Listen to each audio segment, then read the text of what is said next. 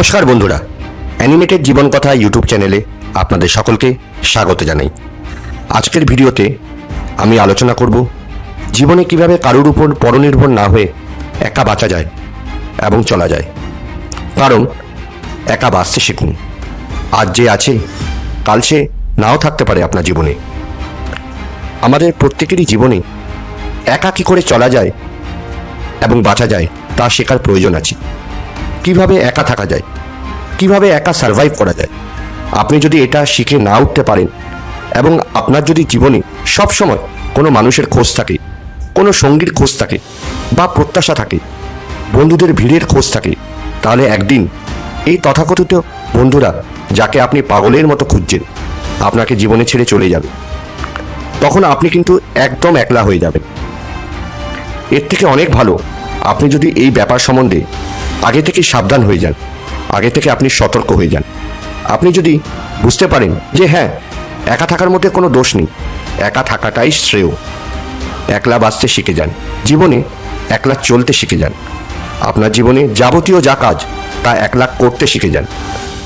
আপনার যদি জীবনে সবসময় কোনো মানুষের প্রয়োজন হয়, কথাবার্তা বা আড্ডা মারার জন্য কাউকে দরকার, বাইরে ঘুরতে যাওয়ার জন্য আপনার কাউকে দরকার, রেস্টুরেন্টে খেতে যাওয়ার জন্য আপনার কাউকে দরকার, কোথাও কোনো কেনাকাটা করার জন্য আপনার কাউকে দরকার, বাইরে বেরোবার জন্য আপনার কোনো সঙ্গী দরকার, সন্ধেবেলায় বা সকালবেলায় আপনার হাঁটার জন্য আপনার কোনো সঙ্গী দরকার, আপনার সবসময় কোনো না কোনো সঙ্গী দরকার।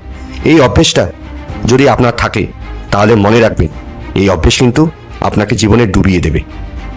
তার কারণ হলো আপনার, আমার বা কারোর জীবনে সবসময়ের জন্য আমাদের সাথে কেউ সঙ্গ দেবে না, অথবা কেউ যদি থেকেও যায় আপনার জীবনে তাহলেও কোনো গ্যারান্টি নেই যে আপনাকে সে কোনোদিন ছেড়ে চলে যাবে না। এবং শেষমেশ এটা হলো পরনির্ভরশীলতা। কারোর উপর জীবনে পরনির্ভরশীল হওয়াটা বোকামি, অন্তত আজকের এই দুনিয়ায়।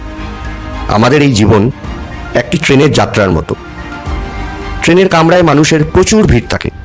যখন স্টেশন আসে ট্রেনের কামরা থেকে কিছু মানুষ নেমে যায়, আবার কিছু মানুষ সেই কামরায় উঠে পড়ে। অন্তিম স্টেশন যখন আসে তখন কিন্তু সবাই ট্রেনের কামরা খালি করে নেমে যায়। আমাদের জীবনেও কিন্তু ঠিক তাই ঘটে। আমরা জীবনের প্রতিটি ধাপে ধাপে বহু মানুষের সাথে আলাপচারিতা হয়, তারা কিন্তু সবাই আমাদের জীবনে শেষ দিন পর্যন্ত থাকে না। সে আপনার বন্ধুই হোক, আপনার প্রেমিকাই হোক বা যে কেউই হোক না কেন, আপনার যদি সবসময় কোনো মানুষের প্রতি পরনির্ভরশীলতা থাকে, ডিপেন্ডেন্সি থাকে, তাহলে আপনি কখনোই আত্মনির্ভর হবেন না, আপনি কিন্তু সুখী হবেন না। হ্যাঁ, ছোটবেলায় আমরা সবাই আমাদের মা ও বাবার প্রতি আমরা পরনির্ভর ছিলাম, এটাই তো স্বাভাবিক। আমি কিন্তু কথা বলছি যখন আমরা সাবালক হই, আমরা যখন ম্যাচিওর হই। জীবনে একা চলাটা আমাদের প্রত্যেকেরই শেখা উচিত। আপনি যদি জীবনে একা চলতে শিখে যান, আপনি একলা ঘুরতে যাচ্ছেন, আপনি একলা শপিং করতে যাচ্ছেন, আপনি একলা সিনেমা দেখতে যাচ্ছেন, আপনি একলা রেস্টুরেন্টে খেতে যাচ্ছেন, আপনি সব কিছু একলা করতে পারছেন, তাহলে জেনে যান আপনার মতো মানসিকভাবে শক্তিশালী মানুষ এই পৃথিবীতে আর কেউ নেই। আপনি বিশ্ব জয় করে নিয়েছেন। কিন্তু আপনার যদি কাউকে প্রয়োজন হয় সবসময়, তাহলে কিন্তু এটা আপনার দুর্বলতা, আপনার পরনির্ভরশীলতা, এবং এই ডিপেন্ডেন্সি একদিন আপনাকে মানসিকভাবে প্রচণ্ড আঘাত দেবে এবং আপনাকে ডুবিয়ে ছাড়বে। আমি বলছি না একা বাঁচা মানে আপনি আপনার মা ও বাবাকে ত্যাগ করবেন, বা আপনি বিয়ে করবেন না, বা আপনার স্ত্রী থাকলে আপনি তাকে ত্যাগ করবেন। আমি বলছি কারোর উপর এতটাও পরনির্ভরশীল হওয়া উচিত নয় যে কোনোদিন সে যদি আপনাকে ছেড়ে চলে যায় তাহলে আপনি ভেসে যাবেন, আপনি মানসিকভাবে টুকরো টুকরো হয়ে ভেঙে পড়বেন। তখন কিন্তু নিজেকে আবার সামলে গড়ে তুলতে অনেক সময় লাগবে এবং তা প্রচণ্ড কঠিন। তাই আপনি নিজেই নিজের বন্ধু হন, নিজেকে ভালোবাসতে শিখুন, গল্পের বইকে নিজের বন্ধু বানান, ঈশ্বরকে নিজের বন্ধু বানান। আপনি নিজেকে এমনভাবে তৈরি করুন যে জীবনের যে কোনো পরিস্থিতি আপনাকে টলাতে পারবে না। নয়তো আজকের যে যুগ সেটা অত্যন্ত স্বার্থপর ও কমপ্লিকেটেড। মানুষ মাত্রই স্বার্থপর ও জটিল। অধিকাংশ মানুষই আপনাকে কিন্তু ব্যবহার করবে। যতক্ষণ আপনাকে ব্যবহার করা যাবে ততক্ষণ সেই তথাকথিত সঙ্গীরা আপনার সাথে থাকবে। হ্যাঁ, কিছু ব্যতিক্রম ভালো মানুষ অবশ্যই আছে, কিন্তু সেটা খুবই কম। যখন তারা বুঝে যাবে আপনার থেকে তাদের আর কোনো পাবার নেই, তখন কিন্তু তারা আপনাকে ছেড়ে চলে যাবে। এটাই সত্য। আপনাকে ঘরে ঝাঁটার মতো ব্যবহার করা হবে। যতক্ষণ আপনি তাদের কাজের মানুষ, যতক্ষণ আপনি তাদের প্রয়োজনে কাজে লাগবেন, ঠিক ততক্ষণই তারা আপনার পাশে থাকবে। তাই আজ থেকে এমন একটা মানসিক স্থিতি আপনি নিজেকে তৈরি করুন যে হ্যাঁ, আমার বন্ধু আছে, আমার সঙ্গী আছে, খুব ভালো ব্যাপার, কিন্তু এদের মধ্যে অধিকাংশই কিংবা প্রত্যেকেই এরা আমার জীবনে ক্ষণস্থায়ী। এইসব মানুষেরা আমার জীবনে চিরস্থায়ী নয়। এরা যে কোনো মুহূর্তে আমার জীবন থেকে আমাকে ছেড়ে চলে যেতে পারে। তাই আমি নিজে কখনোই এদের প্রতি পরনির্ভরশীল হয়ে যাব না। আমি কখনোই খুব অ্যাটাচমেন্টে জড়িয়ে পড়ব না। আমি কখনোই এদের প্রতি ডিপেন্ডেন্ট হয়ে পড়ব না। আমি প্রত্যেক মানুষের মতোই জীবনে একা এসেছি। একদিন এই পৃথিবীতে আমাকে একা ছেড়ে চলে যেতে হবে। এটাই বাস্তব, এটাই জীবনের চরম সত্য। প্রত্যেক দিন অন্তত আধ ঘন্টা আপনি নিজের জন্য সময় রাখুন। সেই সময়টা আপনি নিজেকে জানুন, মেডিটেশন করুন। আমরা কতটাই নিজেকে জেনে উঠতে পেরেছি বলুন তো? নিজেকে বলুন যে আমার কাউকে লাগবে না, আমি নিজেই নিজের বেস্ট ফ্রেন্ড।